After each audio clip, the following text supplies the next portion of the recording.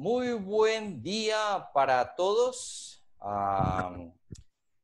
Bienvenidos a nuestro servicio dominical, hoy 26 de abril, en servicio virtual nuevamente.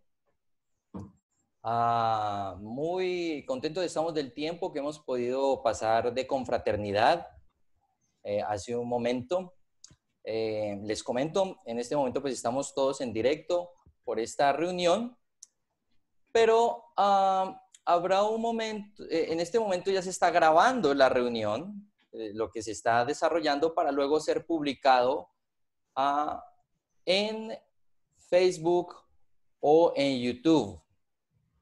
Entonces, tenemos la oportunidad en este momento de estar viendo una reunión nosotros en directo, y más adelante habrá quienes lo puedan ver por una grabación tanto por Facebook como por YouTube. Bien, la reflexión bíblica gira en torno a esa pregunta que se compartió hace un momento. Para estas reuniones que estamos desarrollando los domingos, habitualmente enviamos una pregunta para compartir en el tiempo de confraternidad que tenemos de 9 a 10 de la mañana. Y esta pregunta sirve como introducción para la predicación. En este caso, la pregunta era si de pequeño, de niño, tuviste algún tipo de modelo a seguir, de héroe al cual querías parecerte. Y pues surgieron muchos comentarios. La Mujer Maravilla fue bastante popular entre las mujeres. Normalmente los superhéroes fueron muy populares. Hubo un hermano que expresó que quiso ser como todos los de la Liga de la Justicia. Salió a relucir Batman, salió a relucir Superman, fue bastante popular. También fue muy bonito escuchar a aquellas personas las cuales su héroe o modelo a seguir fue alguno de sus padres o algún familiar. Algo muy interesante. En mi caso personal, de pequeño, tendría yo por ahí 7 u 8 años, también fue un superhéroe, pero veo que no es muy popular, o por lo menos en este grupo. Yo quise parecerme al hombre increíble, lo que llamábamos en ese entonces, o el increíble Hulk, como lo conocen en este momento. Entonces yo me paraba en los muebles y me desabotonaba la camisa y saltaba y hacía todo el gesto de Hulk.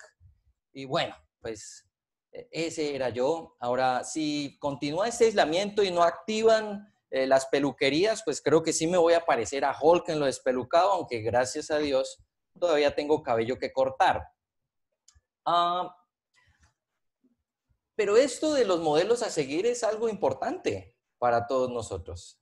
Nos definimos a veces así, con respecto a quién quieres parecerte, a quién quieres ser, a quién te quieres, con quién te identificas, y con sus características son cosas que admiras por lo general y que anhelas que sean también tuyas. Este punto lo vamos a retomar un poco más adelante. Pero para poner en manos de nuestro Dios este momento de la reflexión bíblica, acompáñame por favor en una oración.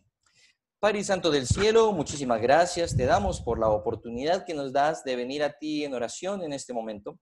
Gracias, Padre Santo, por el privilegio de tener este tiempo de confraternidad, Señor Dios, y ahora este tiempo de reflexión bíblica. Bendícelo, Padre, para que sea agradable sobre todo a ti, Padre, que te podamos honrar con lo que hoy hablemos, Señor Dios, que sea algo que se ajuste a tu Santo Espíritu, Señor. Dejamos en tus manos, Señor, el resto de este día. Acompaña a todos los hermanos y amigos que están en las distintas partes de la geografía, que en este momento están conectados por esta plataforma. Te rogamos por aquellas personas afectadas por la pandemia, Padre, por aquellos que más vulnerables, en especial las personas con enfermedades preexistentes, los adultos mayores. Te rogamos en nuestras familias, en nuestra comunidad, protejas a este tipo de personas y a todos nosotros, pero ante todo que pues la situación que estamos viviendo en nada apague el deseo de conocerte, de cada día llenarnos más de ti. En el nombre, Padre Santo, de Cristo Jesús, te hemos orado. Dejamos en tus manos este tiempo, Señor. Amén. Muy bien. Hemos venido estudiando en este espacio de la reflexión bíblica de los domingos el Pentateuco.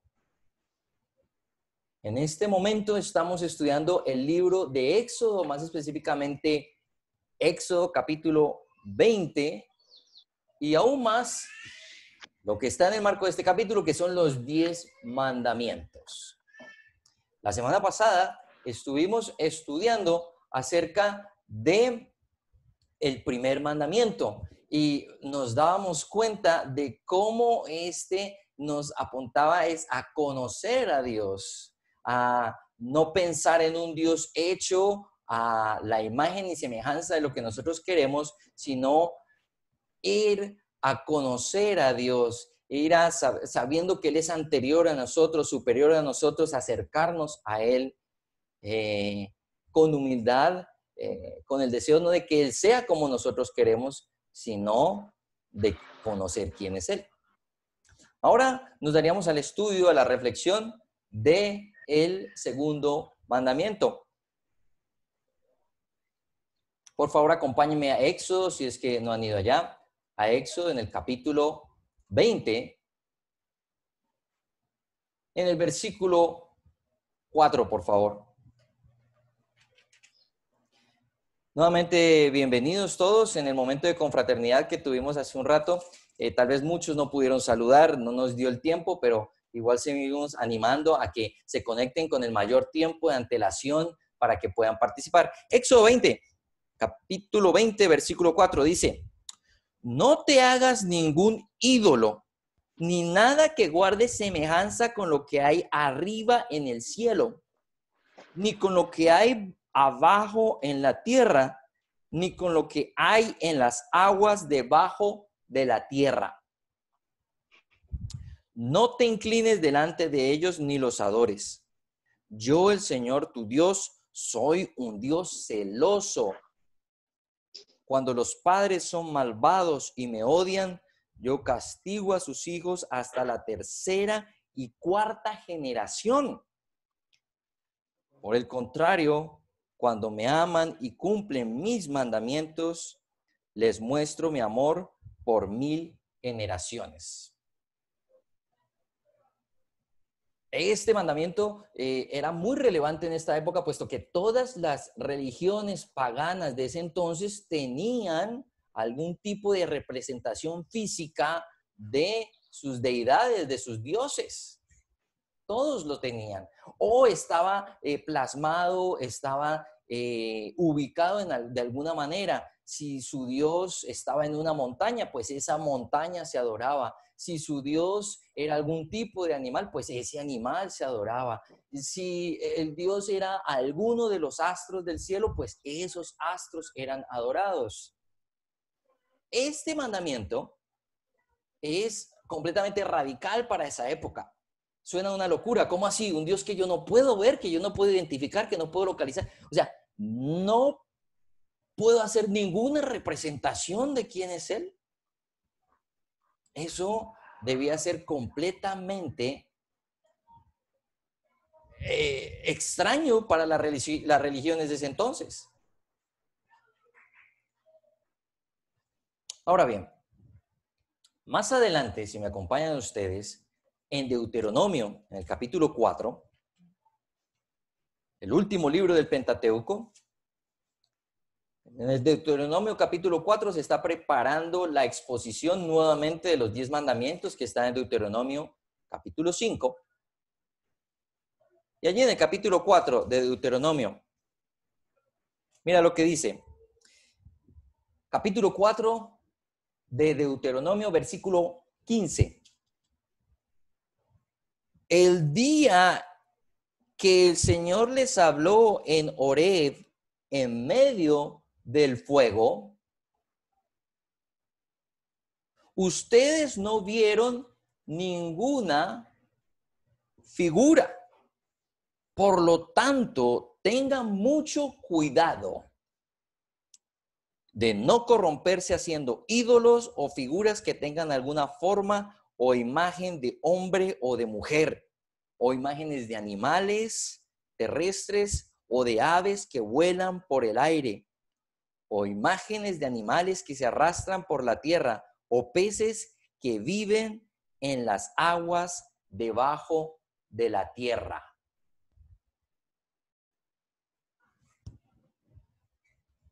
Nuevamente enfatiza lo que el mandamiento, que nuevamente es citado en Deuteronomio 5, lo que este segundo mandamiento está ordenando: no hacerse ninguna imagen de la deidad e inclusive de lo que está en la órbita espiritual, si me lo permite.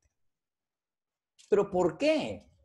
Tal vez algunos, viendo tradiciones de ciertas religiones, lo vemos.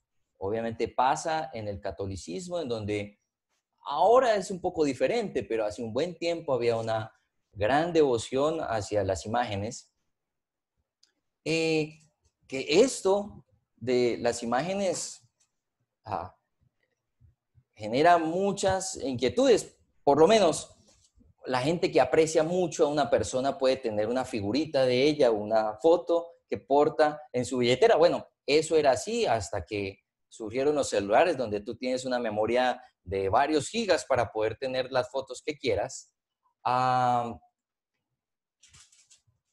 Entonces, ¿por qué vendría esta prohibición? ¿Qué la motivaría? ¿Cuál sería el inconveniente con hacerse una figura de este estilo? Tal vez pueden haber inclusive elementos en el mismo Pentateuco que nos ayuden a entender el porqué de esta prohibición. Pero más adelante en la Biblia hay otros pasajes muy interesantes, inclusive muy divertidos de leer, que también nos enseñan por qué la importancia de esto, de la prohibición de las figuras que representen lo divino. Les recomiendo que puedan ustedes leer Isaías 44, Isaías en el capítulo 44, el libro de los Salmos en el capítulo 115, capítulo 135, hacen referencia a este punto. Y también hace referencia a este tema de los ídolos y de cómo Dios aborrece los ídolos en Jeremías en el capítulo 10. Son pasajes, como les comento, muy divertidos inclusive de leer, pero también que son muy dicientes acerca de por qué Dios condena esta adoración de imágenes. Y uno de los pasajes que he seleccionado para que tratemos hoy es ese precisamente de Salmo, el Salmo 115, que quisiera que por favor me acompañaran allá. Salmo 115. Hay salmos de distintas características y este es un salmo que está enfocado básicamente en hablar de la gloria de Dios, en reconocer la gloria de Dios y la honra que Él merece. Salmo 115, desde el versículo 1, por favor, acompáñenme ustedes. La gloria, Señor, no es para nosotros. Salmo 115, versículo 1. No es para nosotros, sino para tu nombre, por causa de tu amor y tu verdad. ¿Por qué tienen que decirnos las naciones dónde está su Dios? Nuestro Dios está en los cielos y puede hacer lo que le parezca. Pero sus ídolos son de oro y plata, producto de manos humanas. Versículo 5. Tienen boca, pero no pueden hablar. Ojos, pero no pueden ver. Tienen oídos, pero no pueden oír. Nariz, pero no pueden oler. Tienen manos, pero no pueden palpar. Pies, pero no pueden andar. Ni un solo sonido emite su garganta. Semejantes a ellos son sus hacedores y todos los que confían en ellos. Pueblo de Israel, confía en el Señor. Él es tu ayuda y tu escudo. Bastantes elementos podemos ver a través de este salmo. O sea, al hacerse una figura de algo aquí en la tierra, se le estaba restando el valor al verdadero Dios, al Dios único. Porque hay solamente un Dios, aunque en el mundo puedan haber muchos llamados dioses. La verdad, solamente hay un Dios. Y ese Dios es el que salva. Él es el que, como dice acá la Escritura, el que es ayuda y escudo para quienes creen en Él.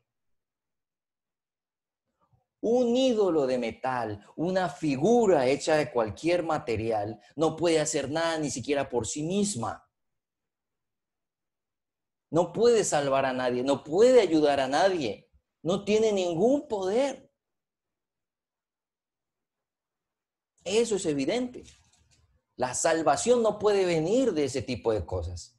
Es más, Isaías 44 habla de que el artesano coge madera y con eso construye un ídolo y con la madera que le sobra pone a calentar una hoguera y así obtiene calor para sí y puede cocinar sus propios alimentos. Y no se pone a pensar, esta madera que se está allí despreciando, quemando, es la misma madera de la cual está hecha mi Dios. Es algo ridículo. Ahora bien, todos tal vez, la gran mayoría de nosotros, tal vez ese tipo de idolatría ya es relativamente rara. Ese tipo de confianza en las imágenes, en los objetos sagrados, tal vez ya no es tan común como hace algunos años. Inclusive, como lo comento, dentro del mismo catolicismo que de alguna manera se vivía. Pero continúa la idolatría de una forma más sutil, menos explícita, tal vez podría yo llamarla psicológica. Se idolatran personas. Muchas personas, su modelo a seguir es un líder político, es un artista, es un deportista, es un líder religioso. Llegan a convertirse realmente en objetos de adoración estas personas. Se convierte, hay gente que idolatra una organización, que idolatra, por ejemplo, su iglesia, o sea, lo que su iglesia determine, eso es. Que idolatran el dinero, es una forma de idolatría. La misma Biblia habla de que el dinero, el amor al dinero, la avaricia es una forma de idolatría. Hay muchas formas de idolatría. Tal vez sí, no cogemos la imagen del cantante pues yo de pequeño no cogía una imagen de Hulk y le ponía una veladora y me le arrodillaba. No, pues no me pasaba eso. Pero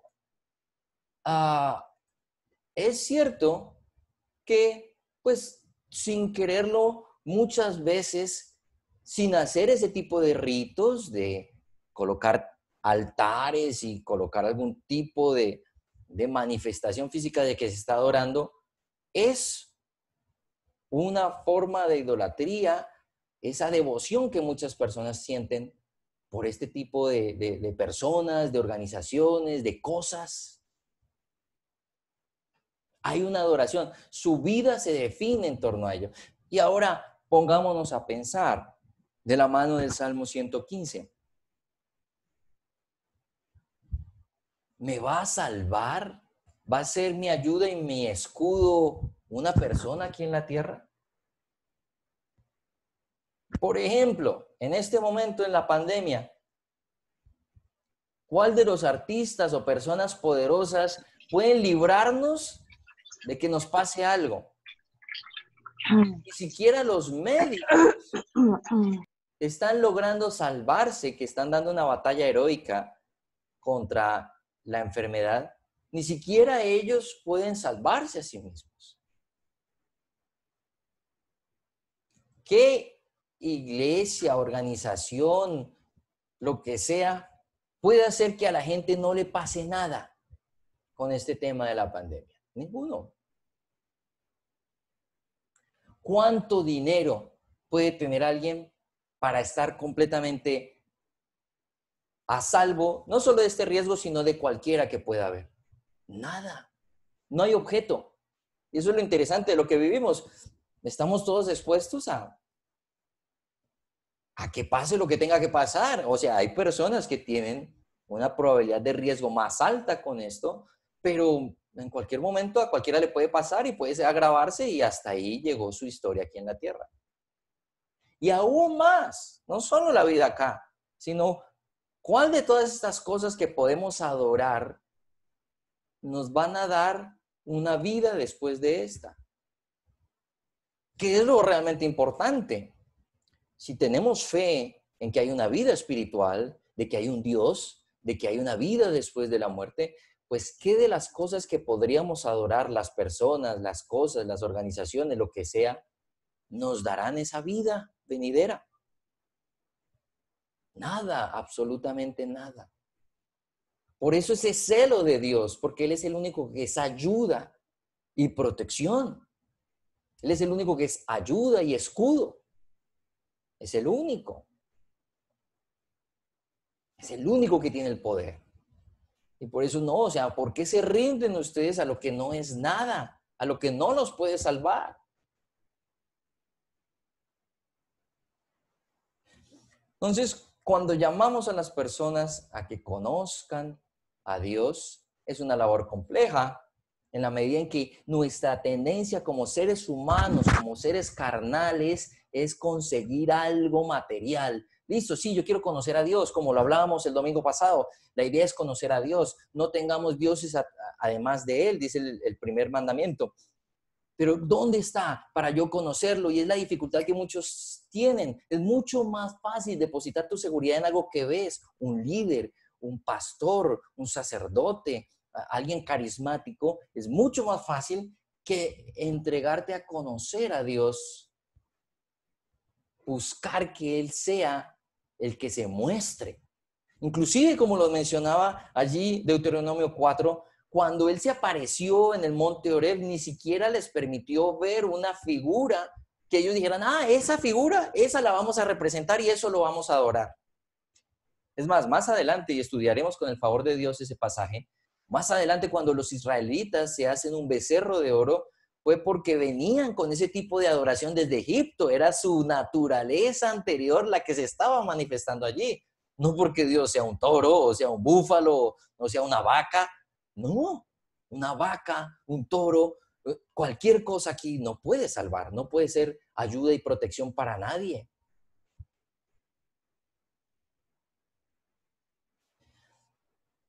Pero aún más, y es algo que me parece interesante de este pasaje del segundo mandamiento, y cómo lo desarrolla aquí el Salmo 115, es cuando dice en el versículo 8, semejantes a ellos, o sea, los ídolos, son sus hacedores y todos los que confían en ellos. Ahora, además de que depositar tu seguridad en algo que no tiene la capacidad de salvar en absoluto, una característica de la idolatría es que tú, en efecto, te terminas pareciendo a aquello que adoras.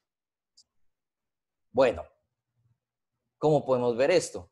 Bueno, como les comenté yo al comienzo, pues admiraba yo a Hulk, al increíble Hulk cuando era pequeño y terminé pareciéndome, sí, me paraba en un mueble, me descamisaba y hacía ¡rar!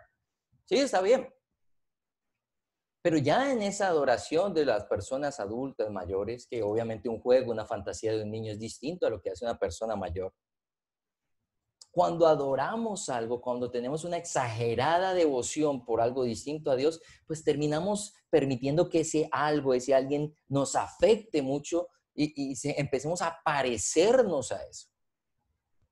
¿Qué es lo que pasaba con estos ídolos de madera, de roca, de oro, de plata? Que no podían oler, no podían hablar, no podían moverse. Si no los mueves de un lado para otro, no se mueven. Si no los ajustas a donde están puestos, se caen. Pues te conviertes en alguien así, en alguien muerto, en alguien inerte, en alguien que tiene ojos pero no puede ver, que tiene oídos pero no puede entender, que tiene boca pero no sabe discernir, que puede moverse, sí, pero no sabe para dónde va. Eso pasaba con la adoración de ese entonces. Ese es el efecto que la idolatría puede tener.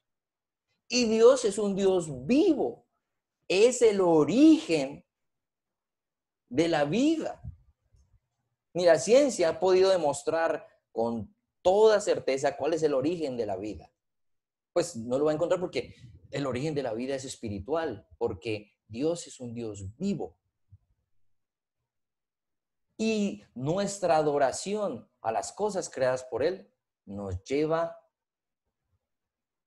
a eso, a lo inerte, a lo de esta tierra, y a parecernos a eso y aferrarnos a eso. Y Dios quiere algo diferente. Que Dios es un Dios que quiere que haya vida. Y solo mediante la adoración al verdadero Dios es que podemos obtener esa vida. Ahora, bueno, eso lo podemos decir de un ídolo de madera, de un ídolo hecho de algún metal. ¿Y en esta época qué? Si adoras a una persona, pues esa persona no tiene vida en sí misma. Esa persona nació, algunos crecieron, se reprodujeron y luego morirá. Como cualquier ser de los creados en esta tierra. Pero Dios no es así. Dios es un Dios vivo que tiene vida en sí mismo, o sea, nadie se la da. Él es el que es la fuente de la vida.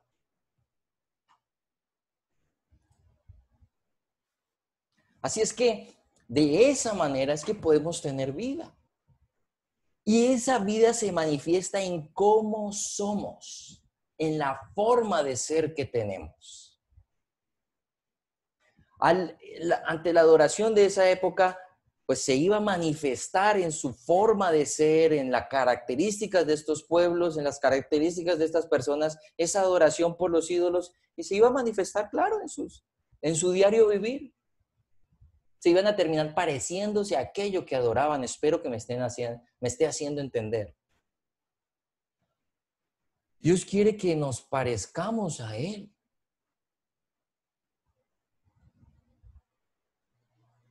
La verdadera adoración no es la de postrarnos ante una imagen o ante un ser vivo. O el cumplimiento de ciertos ritos. No, no, no. No es por ahí. Es más, precisamente eso pasó con el judaísmo, que empezó a enfatizarse más en las prácticas de la religión y en las normas, muchas de ellas creadas por los hombres, y se perdió la idea que Dios tenía con un pueblo santo, un pueblo que lo conociera a Él, un pueblo que conociera al Dios y que lo representara, que fuera de alguna manera en su forma de ser, en su carácter, como dioses. Esa es la verdadera adoración.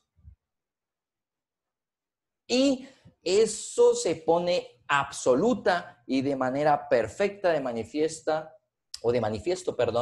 en la figura de Cristo Jesús. Él, siendo la palabra hecha carne, como lo muestra el Evangelio de Juan, el capítulo 1, nos muestra a todos quién es Dios. Si Dios hubiera sido un hombre, habría sido como Jesucristo. Y pues es Dios hecho hombre, Jesús. Y ese es el llamado al creyente, a ser como Jesús. Quisiera que me acompañaran, por favor, al Evangelio de Juan. Lo hemos citado. Vamos al Evangelio de Juan, en el capítulo 4, por favor. Un pasaje tal vez conocido por parte de ustedes, en el que nuestro Señor Jesús está hablando con una mujer de Samaria. Los samaritanos y los judíos no tenían trato y pues era muy raro que Jesús siquiera le dirigiera la palabra a esta mujer, y mucho más a una mujer, y aún más que era samaritana. Eso no se daba que un hombre, así como así, se encontraba una mujer y estaban charlando. No, eso solamente pasaría si ella fuera una prostituta. En este caso se dirige a esta mujer, y aún más que es samaritana, es algo muy raro y ella misma se sorprende. Ahí ellos tienen una controversia entre dónde se debe adorar a Dios. Si en Jerusalén o en el pozo donde le dejó dicho a los samaritanos supuestamente a su antepasado que debían adorar allí a Dios. Dice aquí, en el versículo 21 del capítulo 4 del Evangelio de Juan, capítulo 4, Evangelio de Juan, versículo 21. Créeme, mujer, que se acerca la hora en que ni en este monte ni en Jerusalén adorarán ustedes al Padre. Ahora ustedes adoran lo que no conocen. Nosotros adoramos lo que conocemos, porque la salvación proviene de los judíos. De allá proviene, pero ya no está. Ya no está en los judíos, pero de allá provenía. Versículo 23. Pero se acerca la hora, y ha llegado ya, en que los verdaderos adoradores rendirán culto al Padre en espíritu y en verdad. En que los verdaderos adoradores rendirán culto al Padre en espíritu y en verdad, porque así quiere el Padre que sean los que le adoren. Dios es espíritu, y quienes lo adoran deben hacerlo en espíritu y en verdad. Se había convertido en alguna especie de idolatría el templo en Jerusalén, y los judíos tenían como cierta idolatría por la misma ciudad de Jerusalén. Los samaritanos tenían otro tipo de idolatría, a pesar de que estaban pensando que estaban agradando al Señor, estaban siendo también de alguna manera idólatras y alejándose de la verdad que Dios es espíritu. No lo puedes encerrar en ningún lado. No reside específicamente en una sola persona. No reside en un templo, no está en una ciudad, no tienes que acudir a ningún lado para encontrarlo, debes adorarlo en espíritu y en verdad. Entonces tú te preguntas, ¿pero dónde? ¿Dónde lo encuentro para yo conocerlo y poderlo adorar? Bueno, pues al conocerlo y permitir que Él te influencie, al prestarle esa verdadera adoración, pues Él va a vivir en ti, se va a hacer manifiesto en ti. Y allí sí se va a manifestar la adoración. No es tanto de ritos, no es tanto de conectarse un domingo en la mañana, tal vez algunos entre las cobijas, todavía en sandalias, sin haberse bañado, otros tal vez no. No es eso de cumplir con el rito. No es cumplir con estar en contacto con ciertas personas. No es simplemente leer ciertos pasajes de la Biblia diariamente o tener una actividad diaria de oración. No. Todas esas cosas son importantes y buenas para hacer, pero lo más importante es que Él viva en ti, que se manifieste en tu forma de ser, que cuando tú te relaciones con otros seas como Dios relacionándote, que cuando tú trabajes seas como Dios trabajando, que cuando tú manejes una situación conflictiva con tu esposo, con tu esposa, con tus hijos, con tu familia, con tus vecinos, seas como Dios manejándola. No es tanto el adorar a Dios como si fuera algo externo. No es una adoración que viene de que Él te influencie y tú lo muestres a la gente. Allí sí que se va a mostrar cuánto adoras a Dios. Pero de nuestra idolatría a otras cosas proviene todo el pecado que en nuestras vidas se manifiesta. Ahora, es bueno orar, claro, es bueno estudiar la Biblia, bueno, es bueno conectarse a esta reunión, así sea en sandalias y todavía entre las cobijas, pues sí, pues es bueno, pero siempre y cuando esto te esté influenciando para que Dios te transforme. Esa es la forma de vivir de verdad ese segundo mandamiento. No quiero, de alguna manera, atosigarlos con más de información, tal vez. Tal vez para algunos esto es repaso, tal vez para otros todavía hay que digerirlo. Gracias a Dios tenemos durante la semana distintos espacios de los cuales vamos a hablar más adelante. Se va a publicar qué espacios tenemos virtuales para compartir de la palabra de Dios. Y de pronto también seguir reflexionando acerca de de esta predicación, de esta reflexión bíblica. Así que les animo a que podamos aprovechar esos espacios, pero tal vez si en algunos todavía hay esa adoración tipo idolatría anclada a algo aquí en la tierra, pues que Dios nos está dando esa oportunidad. Aprovechemos estos tiempos de reflexión tan propicios con lo que nos tocó vivir y pensemos en eso, en que Dios se haga manifiesto en nosotros. ¿Por qué es que hay tanta ola de violencia intrafamiliar? ¿Será porque el hombre y la mujer, y sobre todo el hombre, diría yo, está dejándose influenciar por Dios? ¿Está adorando a Dios en su ser? No, ¿por qué? O si no, no habrían ese tipo de situaciones. Entonces, gracias a Dios que es un Dios diferente a lo que la imaginación de los seres humanos quisiera. Gracias a que Él nos permite adorarlo en espíritu y en verdad. Y ahora, que es el momento en que tomamos de la cena del Señor, en el contexto de esta reunión, pues nos acordamos de que pues Dios y nuestro Señor Jesús, este no es nuestro Señor Jesús, tampoco está su sangre. Pero esto que hacemos nos recuerda, como lo dijo nuestro Señor Jesús, hagan esto en conmemoración mía, que Él vive en nosotros y que procuramos apropiarnos de Él día a día.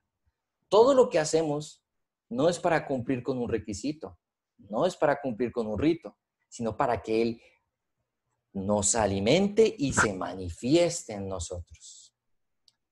Por ende, por favor, acompáñennos a todos los que en este momento han dispuesto para tener un pedazo de pan sin levadura y un poco de fruto de la vid o jugo de uva, en el que nos recuerda que nuestro Señor Jesús murió para que viva en la vida de todo creyente.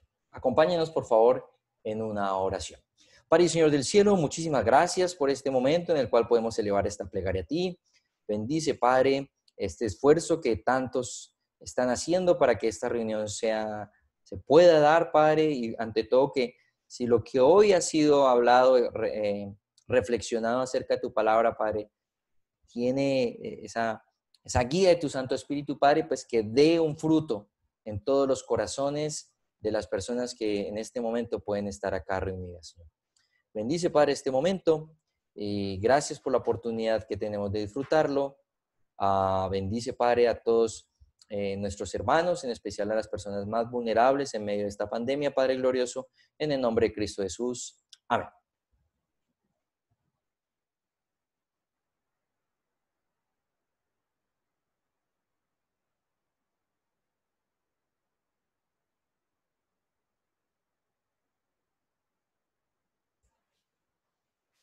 Hasta aquí llega la grabación que va a ser publicada por YouTube y por Facebook. Muchísimas gracias a quienes la verán más adelante.